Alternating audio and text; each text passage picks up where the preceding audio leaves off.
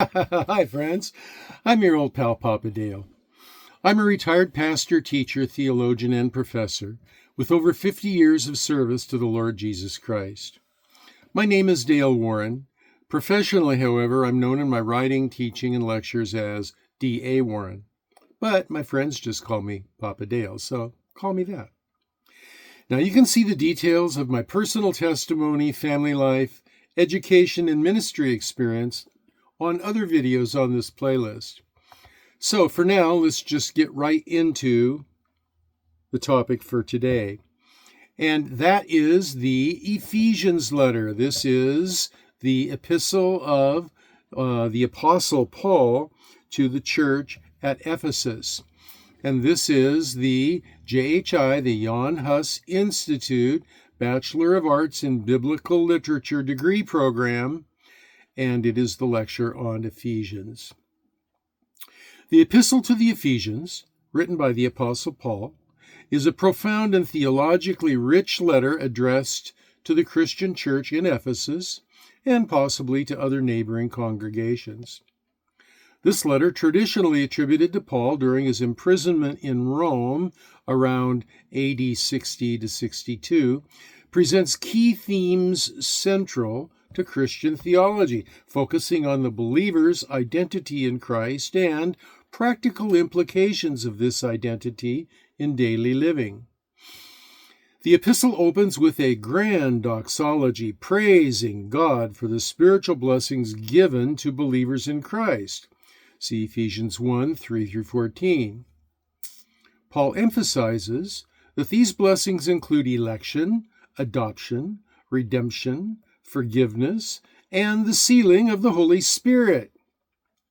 He highlights the sovereignty of God in salvation, showing that believers were chosen before the foundation of the world to be predestined to be conformed to the image of Christ.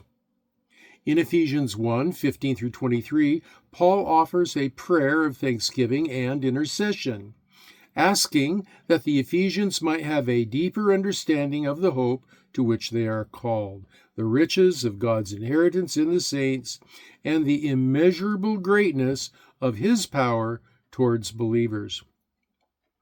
This prayer emphasizes the transformative power of the resurrection and the exaltation of Christ as the head over all things for the church. Chapters 2 and 3 expand on the themes of grace and reconciliation. Ephesians 2, 1-10 contrasts the former state of believers as dead in trespasses and sins with their new life in Christ, which is solely by God's grace through faith. Paul underscores that salvation is not by works, but it's a gift from God, prepared beforehand so that believers might walk in good works, might have a lifestyle filled with good works. Ephesians 2, 11-22 deals with the reconciliation of Jews and Gentiles, breaking down the dividing wall of hostility and creating one new humanity in Christ. The mystery of the gospel, as revealed to Paul, is that Gentiles are fellow heirs, members of the same body and partakers of the promise in Christ Jesus through the gospel, Ephesians 3:6. Paul concludes this section with another prayer, Ephesians 3, 14-21, focusing on spiritual strength, love, and fullness in Christ. And the second half of the letter transitions from doctrine to practice. Paul urges believers to walk in a manner worthy of the calling. In other words, live in a manner worthy of the calling they have received, Ephesians 4:1, emphasizing unity in the body of Christ. He outlines the various spiritual gifts given to the church to equip the saints for ministry and build up the body until all attain unity in faith and the knowledge of the Son of God, Ephesians 4:11-16.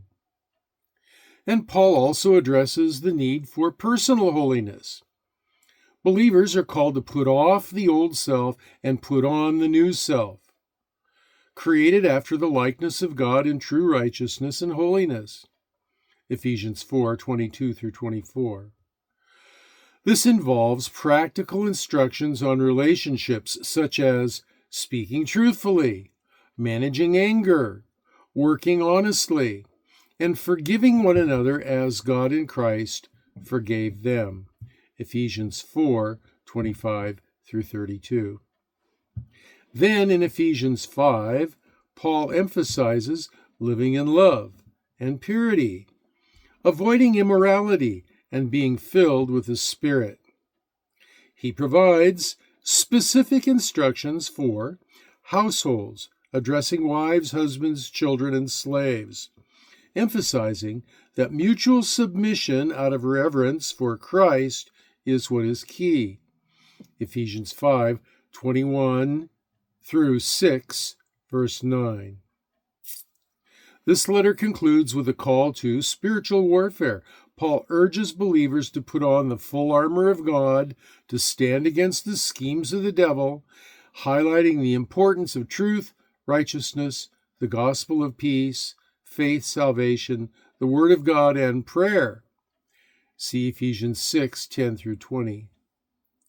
And the epistle ends with final greetings and a benediction, underscoring peace, love, and grace for all who love the Lord Jesus Christ with an undying love. Ephesians 6:21-24. In summary, Ephesians presents a comprehensive vision of the Christian life, rooted in God's eternal purpose and realized through the person of Jesus Christ, who calls all believers to live out their new identity in practical and Spirit-empowered ways. Now let's take a look at a more critical analysis of the book. The Epistle to the Ephesians is the 10th book of the New Testament, and according to its text, the letter was written by Paul the Apostle. This is an attribution that Christians traditionally have accepted. However, starting in 1792, skeptical, critical scholars have claimed is actually Deutero-Pauline, meaning that it is pseudepigrapha, written in Paul's name by a later author strongly influenced by Paul's thoughts. According to one scholarly source, the letter was probably written by a loyal disciple to sum up Paul's teaching and to apply it to a new situation 15 to 25 years after the apostle's death. I'm an evangelical. Evangelicals don't buy this at all. We think that the apostle Paul wrote it. Now, Paul's first and hurried visit for the space of 3 months to Ephesus is recorded in Acts 18:19-21. The work he began on this occasion was carried forward by Apollos and Aquila and Priscilla. And on his second visit, early in the following year, he remained at Ephesus for 3 years, for he found it was the key to the western provinces of Asia Minor. Here a great door, he says, here a great door and effectual was opened unto him. And the church was established and strengthened by his diligent labors there. From Ephesus, the gospel spread abroad, almost throughout all Asia. The word mightily grew and prevailed, despite all of the opposition and persecution he encountered. On his last journey to Jerusalem, the apostle landed at Miletus, which is a coastal city very close to Ephesus, and summoning together the elders of the church from Ephesus, delivered to them a farewell charge, expecting to see them no more. Now, the most commonly quoted Bible verse from the epistle to the Ephesians is Ephesians chapter 2, 8 and 9, which says, quote, "For by grace you have been saved through faith, and that not of yourselves. It is the gift of God, not of works, lest anyone should boast." Now, this passage is often cited to emphasize the concept of salvation by grace through faith rather than by works. Notice also that it is a gift of God. Gifts are not something that are forced on people. Gifts are something that are held out as an opportunity, and people must accept them. And so salvation is a gift that is offered. But you and I must accept that gift. Now, this has been your old pal Papa Dale, your host for this examination of the book of Ephesus. And I will remind you that if you are trying to earn the Bachelor of Arts in Biblical Literature degree, it is required that you read these lecture notes word for word, and you can find them in the video transcript, or there is a link to them beneath the video that you just watched. Also, it is required that you look up every Bible citation, and so the best time to do that as you're reading the lecture notes. So if the Lord wills, I shall upload another video or two. I think I have time before I'm raptured out of here in the next couple of days. And if I do get to upload another video or two, you'll see my handsome, smiling, hairy face one more time. And until then, it's your old pal Papa Dale signing off and saying, I will be praying for you, that you will be well, and that you will be blessed.